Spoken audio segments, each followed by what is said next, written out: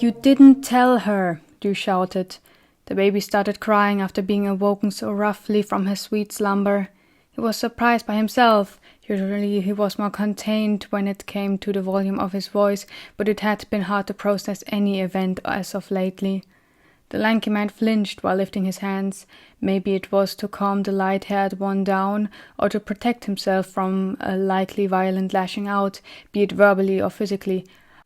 Whoa, relax. I just need this one night. Then I'll have him convinced, and I really don't volunteer to go that far. The others might, but I have a child to take care of. You'll understand. Just one more night. Patrick stuttered, with his face displaying a mixture of fake security and reserved panic. You only have 2 days left to tell her, because you will go no matter what. Do you really think General Damien will just excuse you? You have a family, so what? Half of the men do. I will make him agree. He has a daughter too, doesn't he? The man tried defending himself, but it was of no use. And still he goes, not to mention that the general is an asshole. Even General Aaron goes because he has to, and he and Sue got engaged not a week ago, Dew countered, unbelieving how delusional the adult was. At first the two knights had kept their relationship a secret, even after their engagement, but during Sue's emotional breakdown that involved her screaming while hacking a wooden doll into pieces, she had admitted to it. It was almost guaranteed for at least one of them to die, which they were more than aware of. And now this grown man pretended he had the privilege to deny service. He will agree, Patrick continued to insist, but his face was falling apart. Dew sank into the chair by the table and leaned his forehead against his palm, rubbing his temples and groaning. Listen, the man began again. If it doesn't work, I will of course tell her. It would be hard if that were to happen like this, but I'm positive my luck will protect me in one way or another. You are wasting time, he scoffed.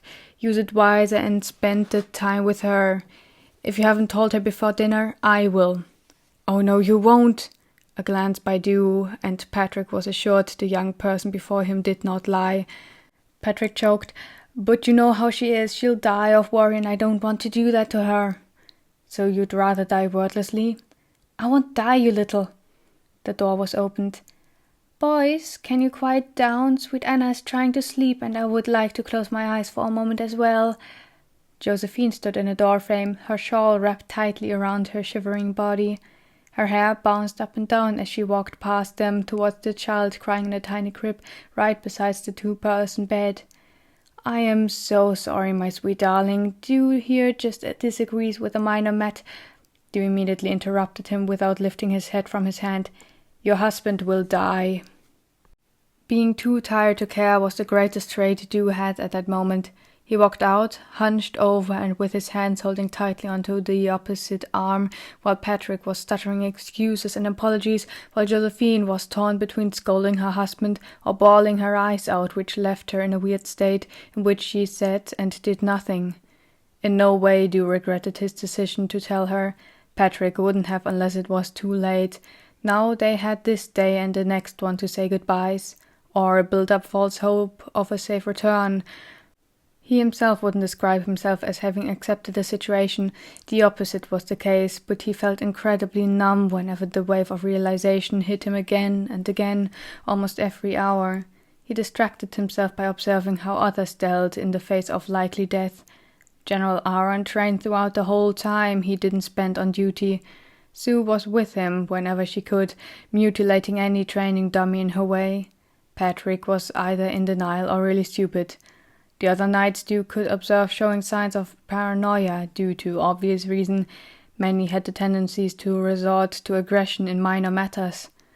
Being shouted at by a man twice his age just because the squeaking of the wheels of the little food delivery wagon annoyed him came unexpectedly. Dew had ignored it after almost instinctively throwing a punch to the knight's face.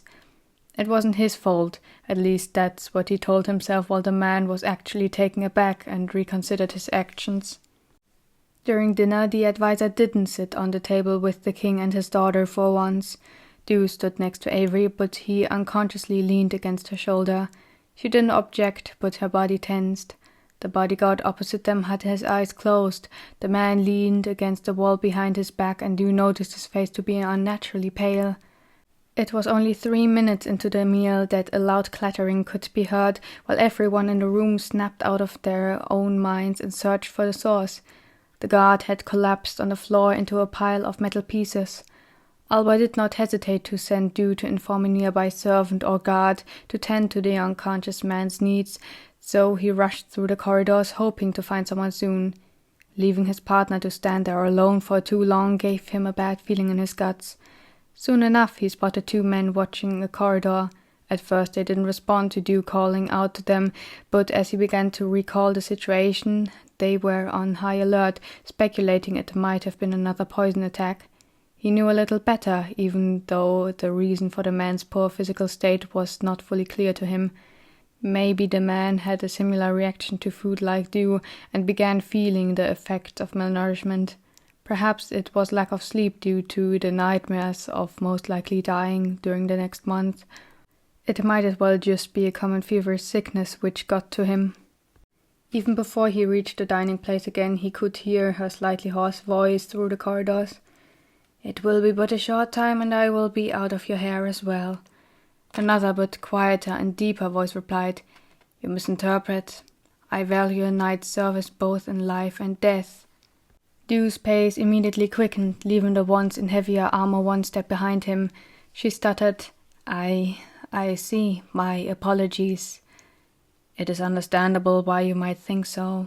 My advisor does so, but he is a questionable man. Now, be careful. The contract is close to being over."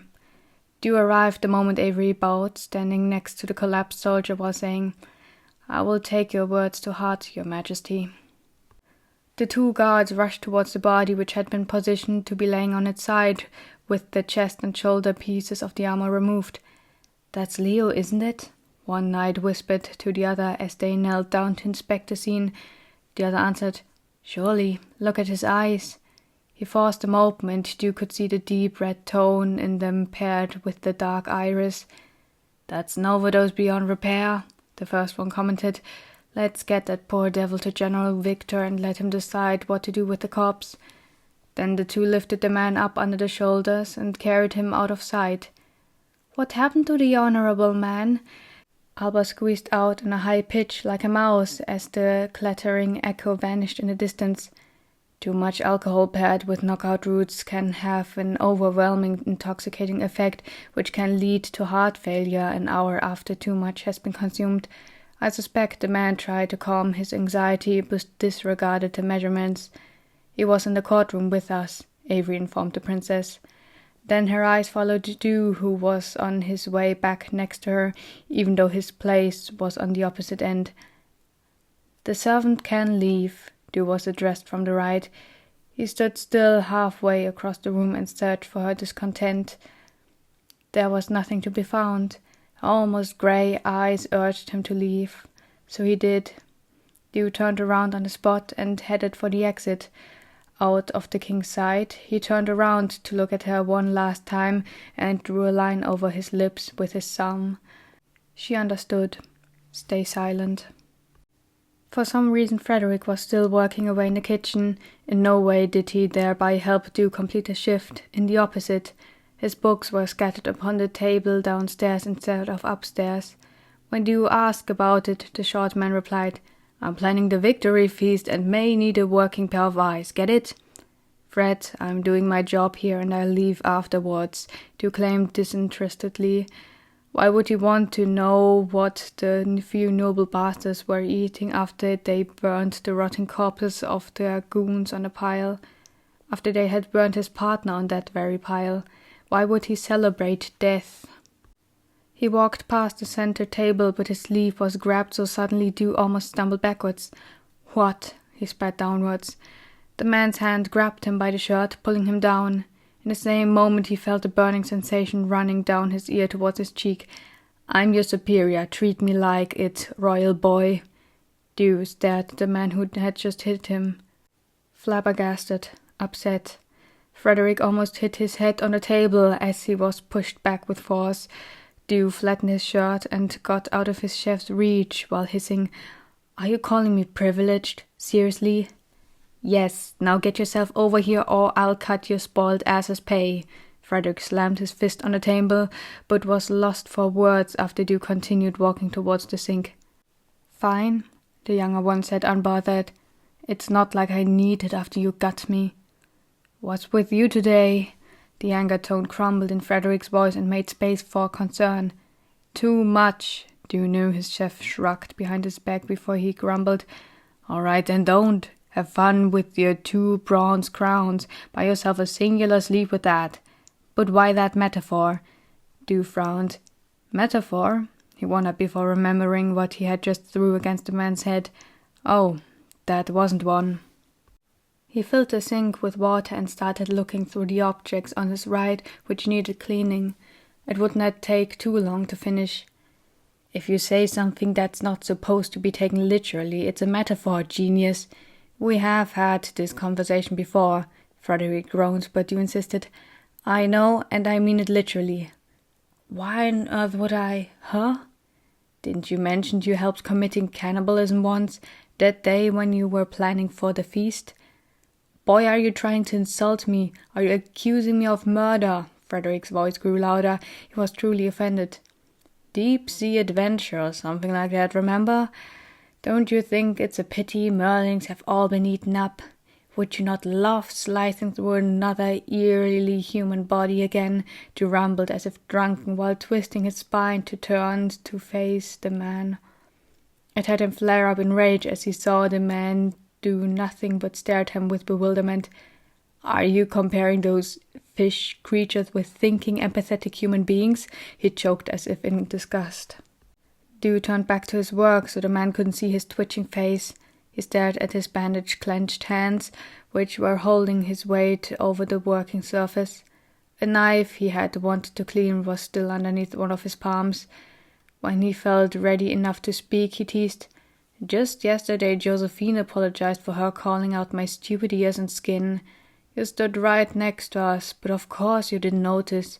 It's not like you care enough about any of our personal life, else you'd have at least a tad of empathy regarding everything.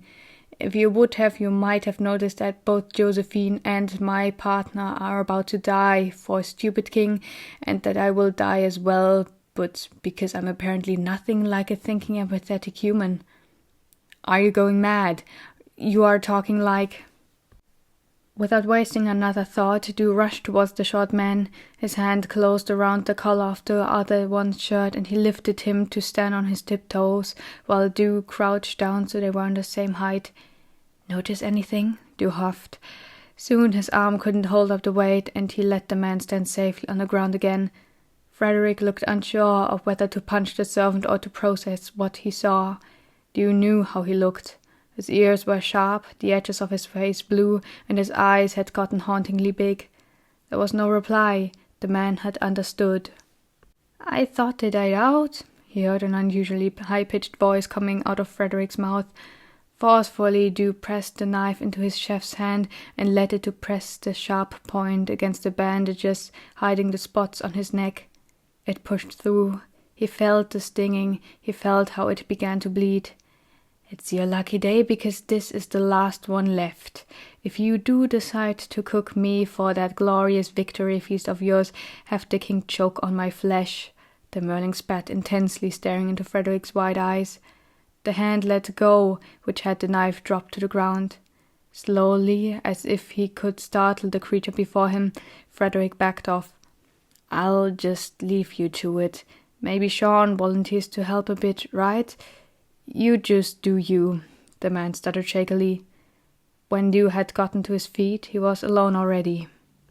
But only for a moment. If this didn't traumatize the man, I don't know what can. Why is that? Just look at his morals, she pointed out as she leaned on a shelf on Dew's left. He didn't know Merlings could think. Now he's painfully aware that he might have chopped up a conscious being. You don't have to worry, though. Your chef won't make you into a dish.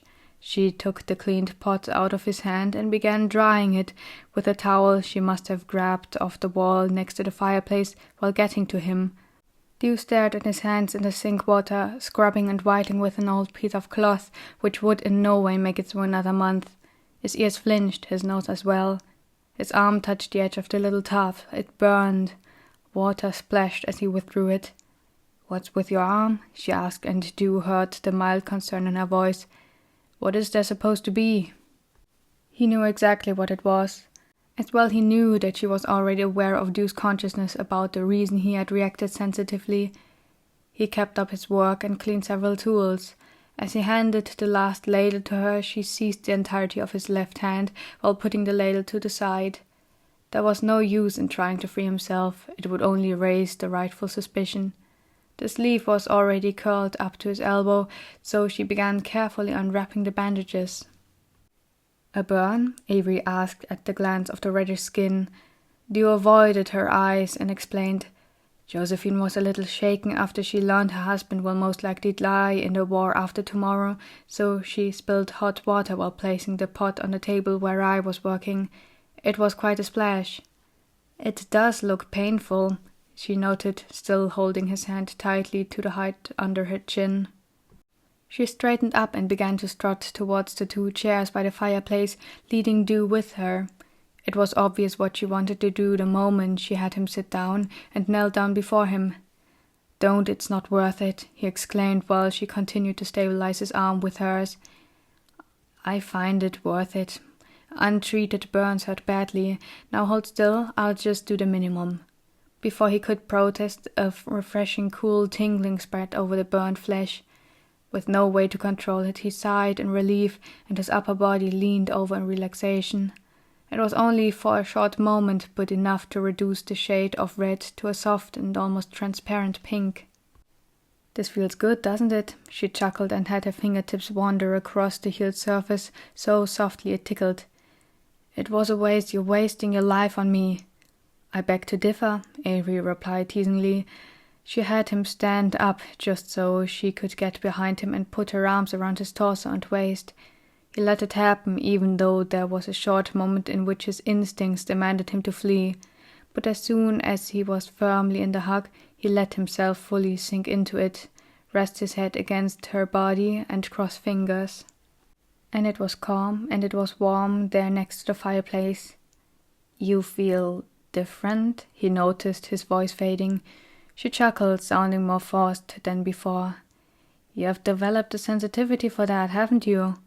I considered my option and decided to change my appearance again, bind my chest and tie cloth around my waist. Perhaps it will add to my safety. Dew lifted Avery's hands to his lips and placed a gentle kiss on it. "You're going back to it? Should I dress you accordingly, sir?" The words coming out of his mouth might have sounded like a joke to an outsider, but his intention was genuine. The reply came after a moment of consideration. "I'd like that. I hope you don't bother being legally married to a man for a month or 2. "Why on earth would I care? The person stays the same. It's what counts for me," he murmured. He barely even noticed when they got to the ground, the dragon hybrid leaning against the stone wall and him turning around to embrace his partner's back. He didn't even notice how uncomfortable his limbs against the ground felt like and how the tiredness of stress began to overwhelm him. Dew only noticed that he must have fallen asleep the next morning. There was barely any light. The fire had fully burned out, having caused the room to fall cold, but Avery had to bend his wings to function as a blanket. He heard his voice, the vibration traveling through the chest into Dew's head, which was still resting on it, then the reply of another one, which was a little deeper and layered with awkwardness. "You could visit the festival tonight.